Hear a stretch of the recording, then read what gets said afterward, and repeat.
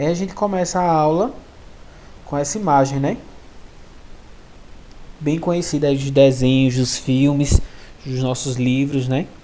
Que é o do sarcófago, né? De um faraó, que é a figura bastante bem emblemática, bem conhecida quando a gente fala sobre o Egito.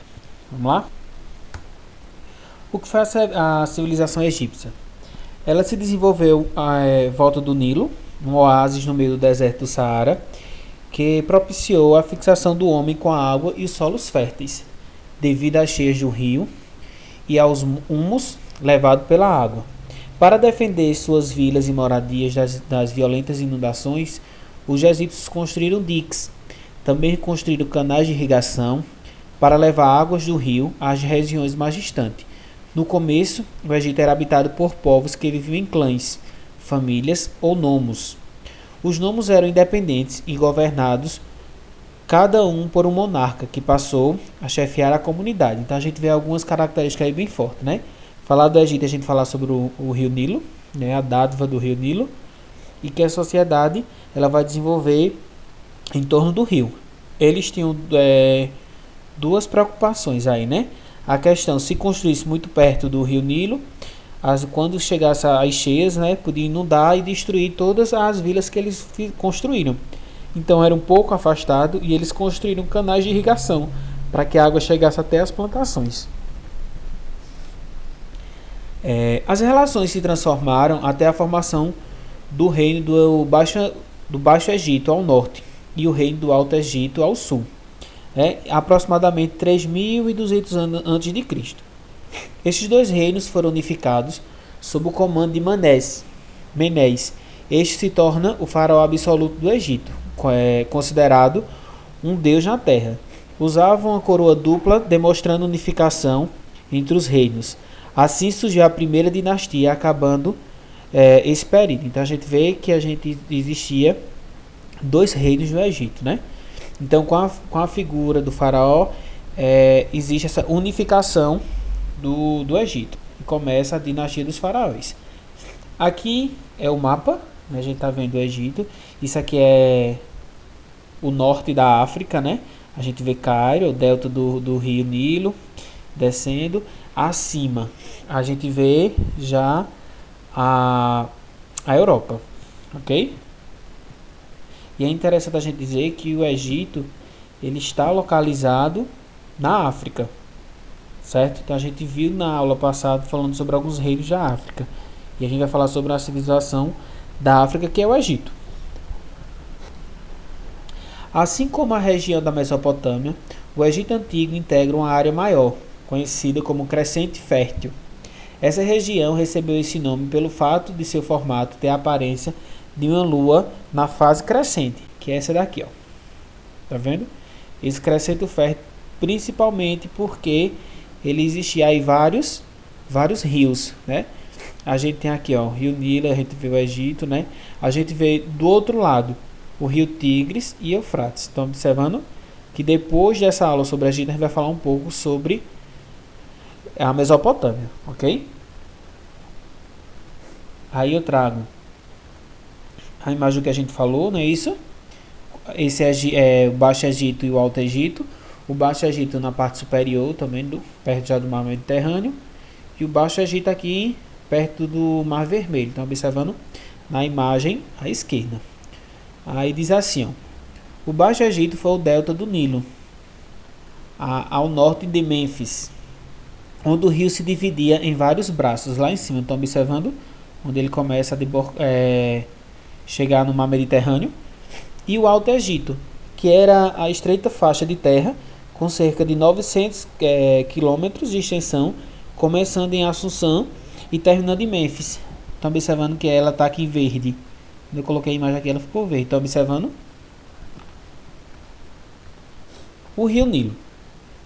Toda a região conhecida como o Antigo Egito, o Egito Antigo, é abastecida do norte ao sul pelo grande Rio Nilo. O rio que possibilitou o crescimento e desenvolvimento de todo o povo egípcio. Segundo Heródoto, pai da história, o grande rio Nilo é uma dádiva do Egito, quer dizer, o Nilo é um presente dos deuses, né, para a civilização ter se desenvolvido. Aí eu trago uma imagem mais recente, ó, do rio Nilo, bonito, grande, né, gente? Outra aqui a gente vê algumas construções já, plantações, está observando ambos os lados, ilhas pelo meio. E aí eu trago uma imagem do livro de história, né? De como seria esse rio. Nessa imagem à esquerda a gente vê vários diques, está vendo os canais de irrigação. Tem um barco bem grande lá no fundo da imagem. E do lado direito já vi bastante pessoas trabalhando no rio, né? Então tudo que acontecia no Egito, de alguma maneira estava envolvido o rio Nilo, a grande dádiva, né? Dada por Deus. Como era a religião no Egito Antigo? Os egípcios levavam a religião como algo muito sério na sua cultura. Eles eram politeístas, ou seja, acreditavam em vários deuses. A gente já viu muito aqui nas nossas discussões, né? Que a maioria das religiões antigas eram politeístas, né? Seus deuses tinham aparências parte animal, parte ser humano, ao contrário dos povos mesopotâmicos. Os egípcios acreditavam na vida após a morte. E por isso as pessoas mais bem-sucedidas desta sociedade eram enterradas em sarcófagos, com todos os pertences e joias, para levarem com eles na outra vida após a morte. O faraó era considerado pelo povo egípcio como um deus na terra. Então o faraó era a figura dos deuses na terra, então ele era o supremo. É isso? Sobre o sarcófago, sobre as múmias, sobre a vida após a morte, eu vou deixar para a última aula. Para a gente falar melhor, vou trazer algumas imagens. Ok? Eu vou trazer a gente alguns deuses, né? Dessa mitologia, já que eles acreditavam em vários e que cada um tinha características específicas. Quais era a importância dos deuses para os egípcios? Eu trago alguns pontos aqui. Era uma religião politeísta, que a gente já falou, né? Os deuses eram seres poderosos, controlavam o dia e a noite, controlavam a chuva e a seca e controlavam a vida e a morte. Então os deuses eram que explicavam todos esses fenômenos. É isso, eu trago duas imagens aí, ó, bem interessante. Essa primeira, outra imagem aqui. Deuses sentiam vontade semelhante aos seres humanos. E as oferendas de bebidas e comidas. Então, os egípcios acreditavam que os deuses, mesmo tendo essa aparência de metade homem, metade animal, tinha características, sentimentos igual aos homens, né? E para isso eles faziam oferendas de bebida e de comida nos templos religiosos. E aí eu trago alguns pra gente, né? Sempre eu vou trazer a imagem. Ra, deus do sol e a principal divindade do Egito. Então era o responsável de trazer o sol, né, do dia. Então Ra era o deus do sol. Nuti, né, uma imagem bem interessante aqui, e a gente vê poucas mulheres, né? A baobada celeste, representada por uma mulher com os pés no oriente e as mãos no ocidente. Ísis, esposa de Osíris e mãe de Horus, deusa da vegetação, da água, das cheias do Nilo e das sementes.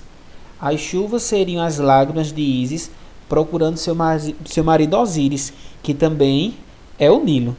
Então é interessante a gente pensar que se você quisesse agradecer ou pedir proteção sobre a sua vegetação, você teria que adorar Ísis. Se estiver chovendo muito ou se estiver chovendo pouco, você poderia fazer oferendas diretamente a essa deusa. Néftis, irmã de Osíris e esposa de Sete.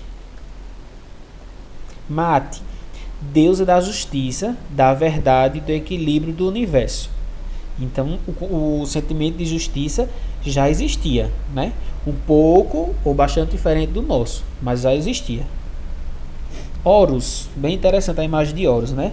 Deus falcão, filho de Osíris e também de Ísis, também cultuado como sol nascente. Então, para os egípcios era mais fácil explicar todos esses fenômenos da natureza através dos deuses, né? A lua, o sol, o anoitecer, o amanhecer, a chuva, né? A seca muito prolongada. Então, era mais compreensivo eles criarem esses deuses para explicar esses fenômenos. Osíris, deus dos mortos, da vegetação, da fecundidade, também cultuado como sol nascente. Era ele que vinha buscar as almas dos que morriam para serem julgados no seu tribunal. É bem interessante essa. Esse aí é um nome bem estranho. E eu vou dizer a vocês que eu não sei ler não.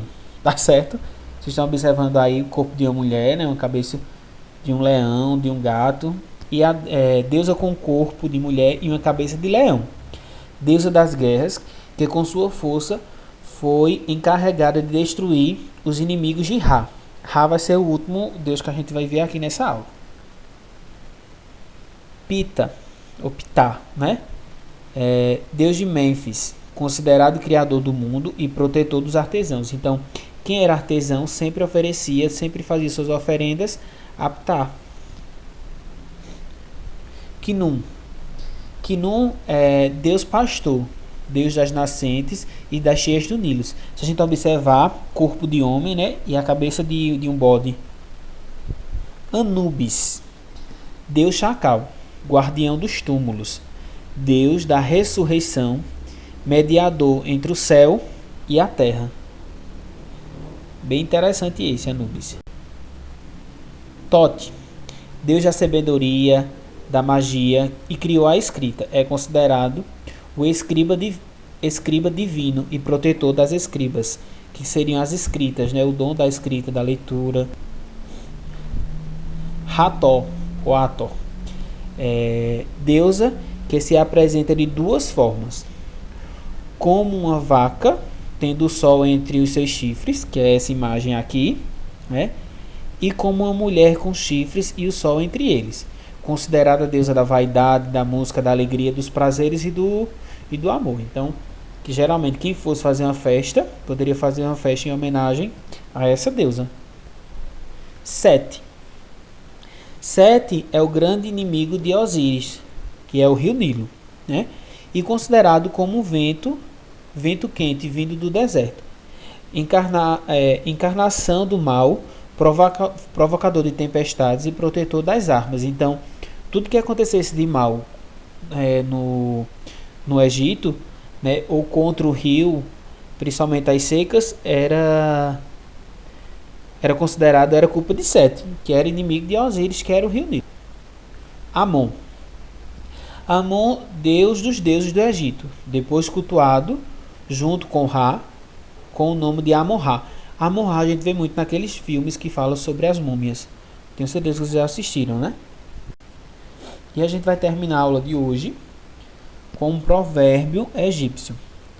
Aquele que tem a casa feita de vidro não pode jogar pedras nas pessoas. Provérbio egípcio. Espero que vocês tenham gostado. Lembrando, qualquer dúvida, chame no privado, sempre colocando o nome e a turma para ficar mais fácil. Ok? Um abraço e até mais.